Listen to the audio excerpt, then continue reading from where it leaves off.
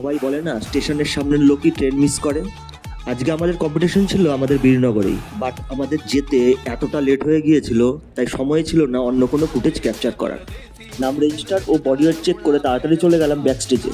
তারপর শুরু হলো রাজার কার্ড লোডিংয়ের পালা। তাই কার্ড লোডিংয়ের ব্যাপারটা রাজা ভালো করেই শিখে গিয়েছে।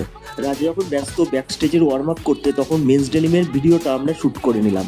এরপর ছিল ওমেন ফিটনেসের। আমরা ফিজিক্যাল হ্যান্ডিক্যাপ্টের ফুটেজটা কমপ্লিট করতে পারিনি, কারণ তখন আমরা ব্যস্ত ছিলাম রাজাকে ওয়ার্ম আপ করাতে। এরপর টাইম ছিল বডি কালার করার। বডিতে অয়েল মাসাজের পর আমরা তাড়াতাড়ি করে শুরু করে দিলাম কালার করা। আকাশ আর সুদেব আমাকে হেল্প করছিল বডি কালার করাতে। বডি কালার করার পর আমরা তাড়াতাড়ি করে রোলার দিয়ে সেই কালারটাকে বডিতে ভালো করে মিশিয়ে নিলাম। এরপর রাজা সামান্য পোজিং প্র্যাকটিস করে আমাদেরকে দেখালো। এখন ছিল ফাইনাল টাচ আপ, তাই শুরু করে দিল বডি পাম্প করা। কারোর যদি স্টেজ এক্সপিরিয়েন্স থাকে তারা জানে যে বডি পাম্প করাটা কতটা ইম্পর্টেন্ট। রাজার মতো প্রায় প্রত্যেকেই বিজি ছিল নিজেদের বডিকে পাম্প করার ও শেষ মুহূর্তের প্রস্তুতি নেওয়ার জন্য। আবার ওইদিকে অ্যানাউন্সমেন্ট হচ্ছিল সবাইকে স্টেজে আসার জন্য। স্টেজে যেতে না যেতেই শুরু হয়ে গেল কম্পিটিশন। আপনারা দেখে বলুন আপনাদের এই কম্পিটিশন কেমন লাগলো, আর কমেন্ট করে জানান রাজার বডি কন্ডিশন আপনাদের কেমন লাগলো। মাত্র 8 মাস এক্সারসাইজ করে স্টেজ কমপ্লিট করা, এটা যথেষ্ট গর্বের ব্যাপার।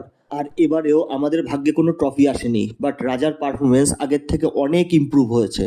আর রাজাকে দেখে অনেকটা ম্যাচিওর অ্যাথলিট বলেও মনে হচ্ছিল। এমন বডি বিল্ডিং রিলেটেড ভিডিওর জন্য আমাদের চ্যানেলকে সাবস্ক্রাইব করুন, লাইক করুন, শেয়ার করুন আপনাদের জিম ব্রোসদের সঙ্গে। আর হ্যাঁ, রেগুলার এক্সারসাইজ করুন। Be fit, stay healthy.